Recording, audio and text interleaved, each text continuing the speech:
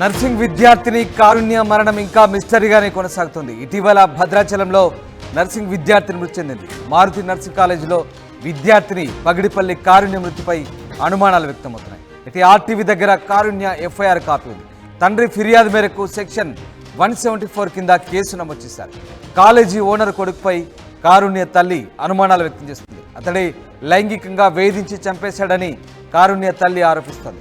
భవనంపై నుంచి కారుణ్య దూకినట్లు తమకు తెలిసిందని తండ్రి ఫిర్యాదు చేశాడు. పోలీసుల విచారణపైన అనుమానాలు వ్యక్తమవుతున్నాయి. సూసైడ్ నోట్ను బయట పెట్టలేదు పోలీసులు. యాజమాన్యంతో పోలీసులు కలిసిపోయారంటున్నారు విద్యార్థి సంఘ నేతలు. రాజీ ప్రయత్నంలో పెద్ద ఎత్తున డబ్బులు చేతులు మారిందని ప్రచారం ఎత్తుసాగుతుంది.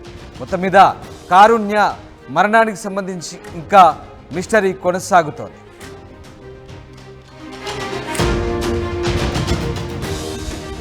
కారుణ్య మరణానికి సంబంధించి మా ప్రతినిధి ఉదయ్ మరిన్ని డీటెయిల్స్ అందించేందుకు లైవ్లో సిద్ధంగా ఉన్నారు. ఉదయ్, కారుణ్య మరణానికి సంబంధించి నర్సింగ్ కాలేజీ ఓనర్ కొడుకుపై అనుమానాలు వ్యక్తం చేస్తూ ఆమె పేరెంట్స్ కొన్ని అనుమానాలు అయితే వ్యక్తం చేస్తున్న పరిస్థితి కనబడుతోంది. సో ఏం జరుగుతోంది? దీనికి సంబంధించి ఏదో సెటిల్మెంట్ చేసినట్టుగా కూడా ఆరోపణలు వస్తున్నాయి. సో దీనికి సంబంధించిన వాస్తవాలు ఏంటి, అసలు ఏం జరుగుతుంది అక్కడ?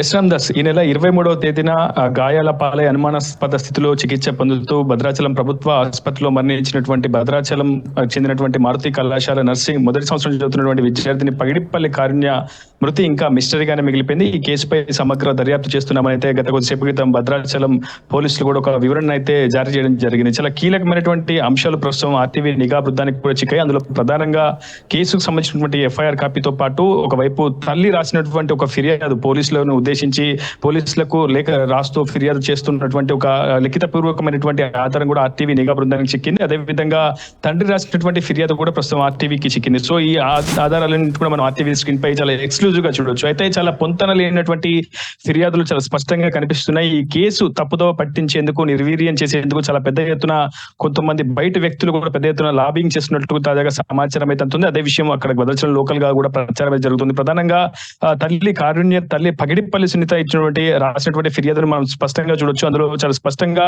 కళాశాల కరెస్పాండెంట్ యొక్క కుమారుడు లైంగికంగా కారుణ్యాన్ని వేధించాడు, ప్రతినిత్యం కూడా తనను తన కోరికలు తీర్చాలంటూ కూడా బలవంతం చేశారంటూ కూడా తల్లి పగిడిపల్లి సునీత రాసినటువంటి ఫిర్యాదులో పేర్కొంది. అయితే ఆ ఫిర్యాదును పోలీసులకు తల్లి సునీత అయితే అందజేయలేదు. కానీ ఆ పగిడిపల్లి గురుమూర్తి పేరిట ఫిర్యాదును పోలీసులు స్వీకరించారు. అందులో ప్రధానంగా కళాశాల భవనం పై నుంచి కాలు జారిపడి కారుణ్య మృతి చెందినట్లు తమకు తెలిసిందన్న విషయాన్ని మాత్రమే అటు కారుణ్య తండ్రి పగిడిపల్లి గురుమూర్తి కూడా ఫిర్యాదులో పేర్కొన్నారు. అయితే పగిడిపల్లి గురుమూర్తి ఇచ్చినటువంటి ఫిర్యాదును పోలీసులు స్వీకరించారు.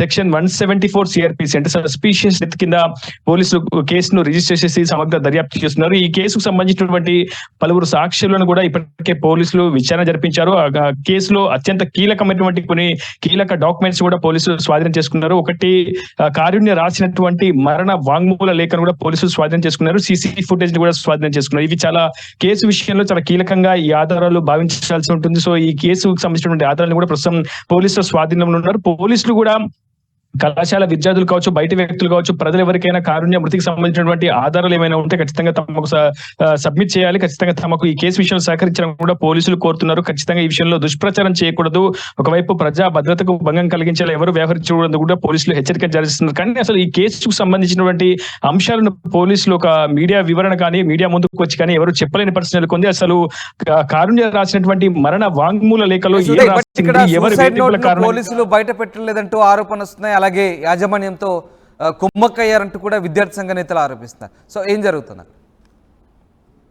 ఈ కేసు నిర్వీర్యం చేయడానికి అదేవిధంగా ఈ కేసును తప్పుదోవ పట్టించేందుకు పోలీసు అదేవిధంగా ఇతర వ్యక్తులు ప్రయత్నం చేస్తున్నట్టు విద్యార్థి సంఘాలు, దళిత సంఘాలు పెద్ద ఎత్తున ఒక ఆరోపణలు అయితే వ్యక్తం చేస్తున్నాయి. ఈ కేసుకు సంబంధించి కళాశాల యాజమాన్యంపై గతంలో మృతురాలకు సంబంధించినటువంటి తల్లిదండ్రులు, కుటుంబ సభ్యులు, విద్యార్థి సంఘాలు పెద్ద ఎత్తున ఆందోళన చేశాయి. కళాశాల యాజమాన్యంపై కూడా దాడికి దిగాయి. అయితే తదనంతరం జరిగినటువంటి పరిణామాలు చూస్తే కొంతమంది వెనుక ఉన్నటువంటి వ్యక్తులు కావచ్చు, పోలీసులు కళాశాల యాజమాన్యంతో మిలాఖత్ అయ్యారని అటు తల్లిదండ్రులకు, కారుణ్య యొక్క తల్లిదండ్రులకు, అదేవిధంగా కళాశాల యాజమాన్యానికి మధ్యవర్తిగా వ్యవహరించి పెద్ద ఎత్తున డబ్బు ట్రాన్స్ఫర్ అయ్యే విధంగా ప్రయత్నం చేశారని, పెద్ద ఎత్తున లబ్ధి చేకూర్చే ప్రయత్నం చేశారని చెప్పి కూడా అటు విద్యార్థి సంఘాలు పెద్ద ఎత్తున ఆరోపిస్తున్నాయి. ఏది ఏమైనప్పటికీ ఉన్నప్పటికీ అసలు ఎందుకు కారుణ్య మృతి వెనుక సంబంధించినటువంటి అంశాలను ఎందుకు పోలీసులు బయటికి వెల్లడించట్లేదు? ఒకవైపు తల్లి ఇచ్చినటువంటి ఫిర్యాదు చూస్తే అందులో కీలకంగా కళాశాల కరస్పాండెంట్ యొక్క తనయుడు ఇన్వాల్వ్ అయినట్టు, తనయుడు వేధించినట్లు తల్లి ఫిర్యాదు ఉంది. మరోవైపు తండ్రి ఇచ్చినటువంటి ఫిర్యాదు మాత్రం దానికి భిన్నంగా ఉంది. సో ఈ పొంతలేటువంటి ఫిర్యాదులు ఎందుకు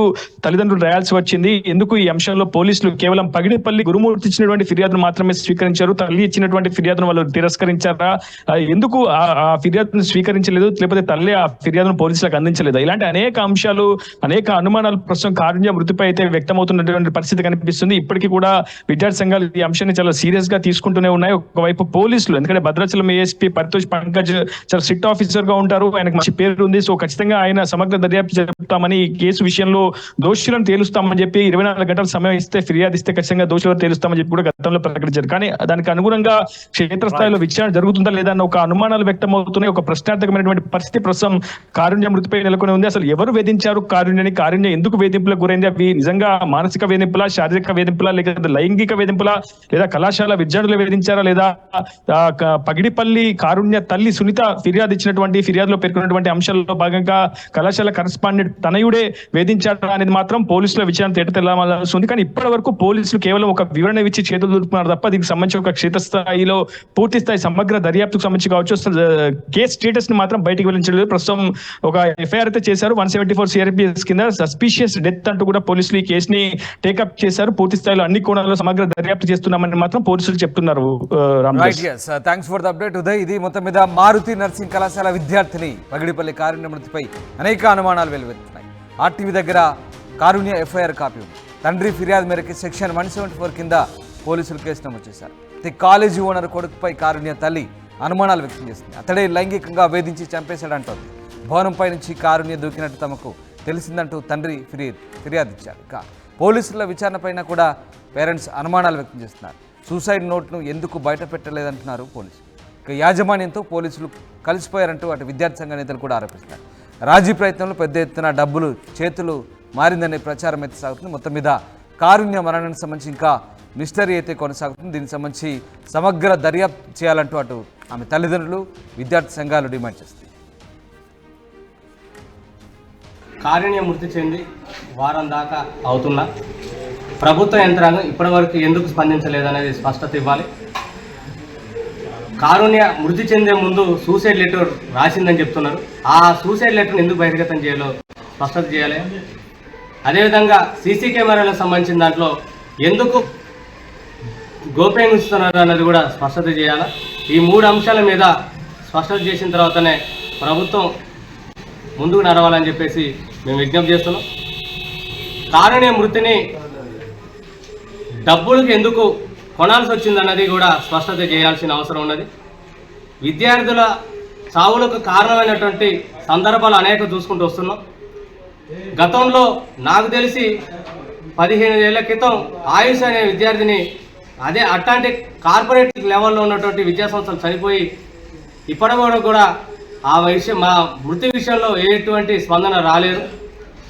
ఆ కేసును కూడా తప్పుదారు పట్టించి ఎవరో అమాయకుడి మీద కేసు పెట్టి దాన్ని మాఫీ చేసే ప్రయత్నం చేశారు. అదేవిధంగా కారుణ్య మృతి కూడా జరుగుతుందనే అనుమానంతో మేము విషయాన్ని బహిర్గతం చేయడం జరుగుతున్నది. ప్రజలారా, ప్రజాస్వామికవాదులారా, విద్యార్థులారా, చనిపోయింది మాదిగ విద్యార్థి కాబట్టే ఇంత నిర్లక్ష్యానికి, ఇంత వివక్షతకి ప్రభుత్వం తన చర్యల ద్వారా కనిపిస్తుందని మేము నమ్ముతున్నాం. ఇప్పటివరకు కూడా అక్కడ మృతి చెందినటువంటి విద్యార్థికి సంబంధించినటువంటి అంశంలో ప్రభుత్వ యంత్రాంగం ఎందుకు స్పందించలేదు? సంబంధించినటువంటి యూనివర్సిటీకి సంబంధించినటువంటి వ్యక్తులు ఎందుకు అక్కడికి రాలేదు?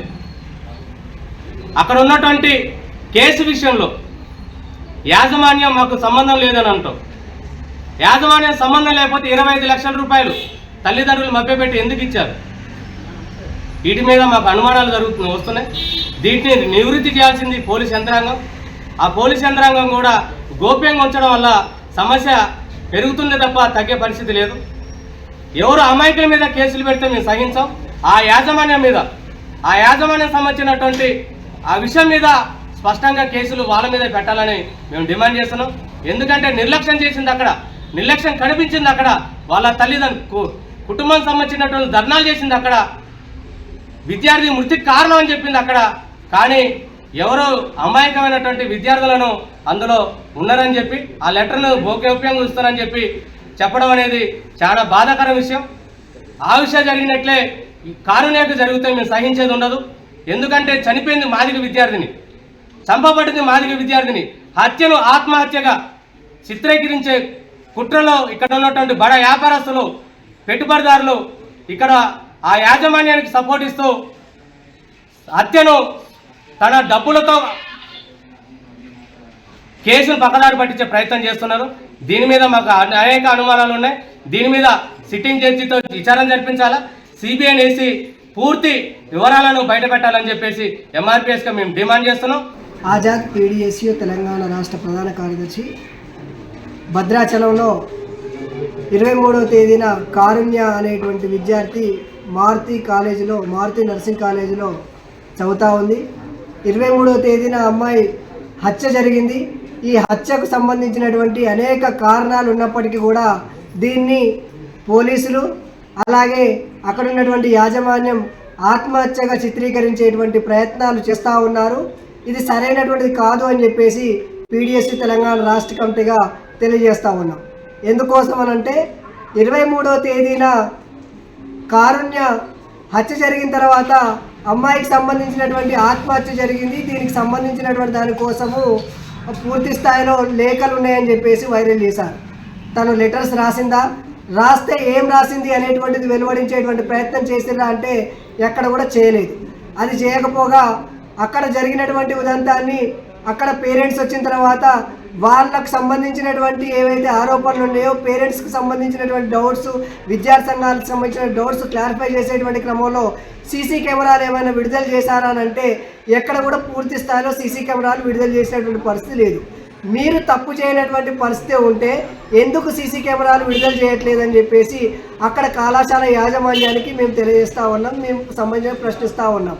పోలీసులు యాజమాన్యాలతో ఎందుకు ములకత్ అయ్యారని చెప్పేసి మేము అడుగుతూ ఉన్నాం. నిజంగా మీరు కారుణ్యకు సంబంధించినటువంటి హత్యకు సంబంధించినటువంటి ఘటనలో పూర్తి స్థాయిలో నిజాయితీగా పనిచేసేటువంటి క్రమంలో ఎవిడెన్స్ని పూర్తి స్థాయిలో కలెక్ట్ చేసేటువంటి ప్రయత్నం చేస్తే సీసీ కెమెరాలు విడుదల చేయాల్సినటువంటి నిజాయితీని చిత్తశుద్ధిని చూపించుకోవాల్సిన అవసరం పోలీసులకు ఉందని చెప్పేసి మేము తెలియజేయడం జరుగుతూ ఉంది.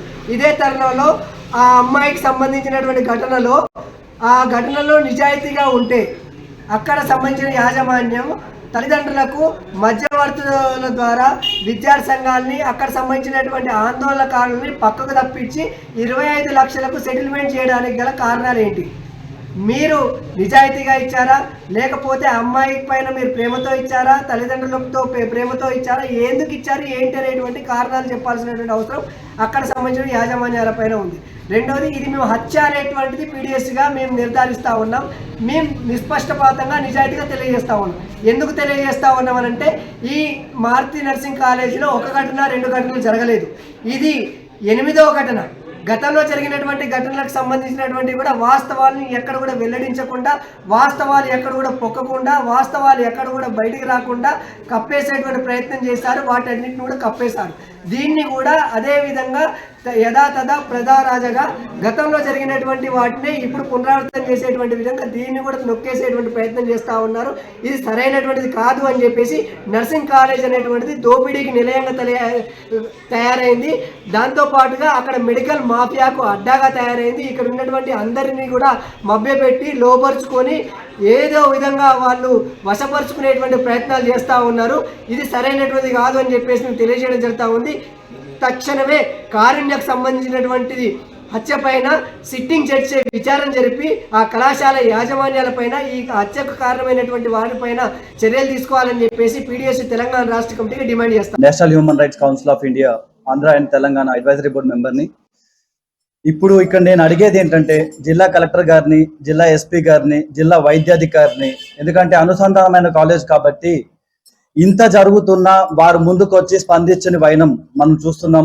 రెండో విషయం, మన వాళ్ళందరూ చెప్తున్నట్టు సీసీ ఫుటేజ్ 22వ తారీఖు సాయంత్రం 6 గంటల నుంచి 23వ తారీఖు 10 గంటల వరకు సీసీ ఫుటేజ్ బహిర్గతం చేస్తే తప్పు ఎవరిది, నిర్దోషి ఎవరు, లేదా దోషి ఎవరు అనేది బయటపడిపోతుంది. దీనికోసం 100 చర్చలు పెట్టేసి, ఇంకో విషయం చెప్పాలంటే తప్పుడు సమాచారాన్ని పోస్ట్ చేస్తున్నామని అన్నారు. ఇదే మీడియా సాక్షిగా ఇది చెప్పిన మాటని మన మీడియా పోస్ట్ చేసిన థింగ్నే మనం ముందుకు తీసుకెళ్తున్నాం తప్ప ఇంకోటి ఏం లేదు. రెండోది 23వ తారీఖు సాయంత్రం కారుణ్య తల్లి ఈ కన్ను నలకొట్టారు, ఇదంతా ఇలా చేశారు, స్కానింగ్ రిపోర్ట్ ఉంది, 35 గాయాలు ఉన్నాయని చెప్పిన తల్లి తెల్లారి ఏ విధంగా సంతకం పెట్టి వెళ్ళిపోయారు. అండ్ పోస్ట్ మార్టం కూడా బూటకంగా జరిగింది. సిట్టింగ్ జడ్జే కాదు, ఇంటర్నేషనల్ నర్సింగ్ కౌన్సిల్ ద్వారా కమిటీ వేసి కమిటీని పంపించి కాలేజ్ ఏ విధంగా రన్ అవుతుంది, మారుతి నర్సింగ్ కాలేజ్ వివిధ 8 రకాల కాలేజీలు ఉన్నాయి, ఒకటే ఇంటి నెంబర్తో నడుపుతున్నారు. ఏ విధంగా నడుపుతున్నారు, ఆ ఇంటి నెంబర్ ఏంటి? మన వాళ్ళు చెప్పినట్టు 8- అని చెప్తున్నారు. ఆ ఒక్కదాని మీద ఆఫీస్ తప్ప ఇంకోటి ఏం లేదు. రెండోది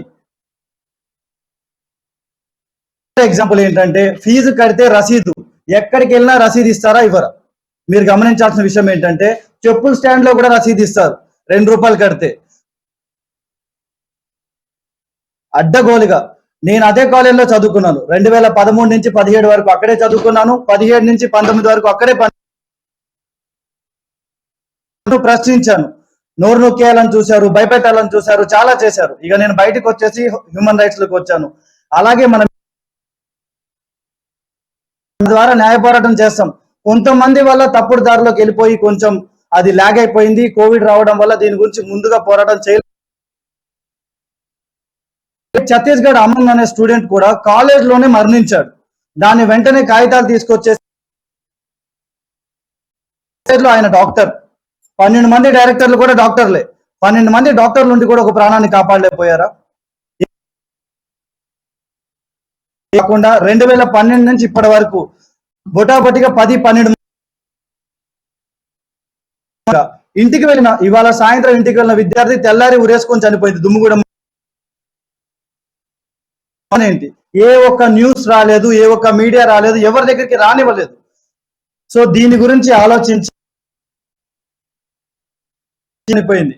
రెడ్ క్రాస్ సొసైటీ ఏర్పాటు చేసి బ్లడ్ అందిస్తున్నాము, ఇచ్చేస్తున్నాము, వచ్చేస్తామని చెప్తున్నారు. అందులో కూడా సికిల్ సెల్ సొసైటీ ఉంది.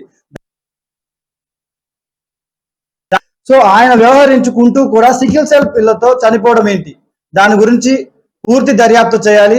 అలాగే మనకి ఇప్పుడు ప్రజెంట్ గవర్నర్ గారే రెడ్ క్రాస్ కూడా ఇన్ఛార్జ్ గా ఉన్నారు.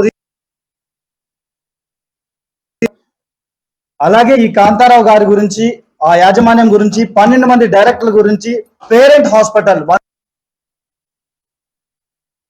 చూపించుకుంటూ నలుగురిని కలుపుకొని ఇది మా పేరెంట్ హాస్పిటల్ అంటున్నారు. ఈ పేరెంట్ హాస్పిటల్లో కనుమరుగైపోయిన హాస్పిటల్ మారుతి క్లినిక్ కూడా ఉంది. అది ఎక్కడ ఉంది నాకు చూపించాలి అని డిమాండ్ చేస్తున్నాము.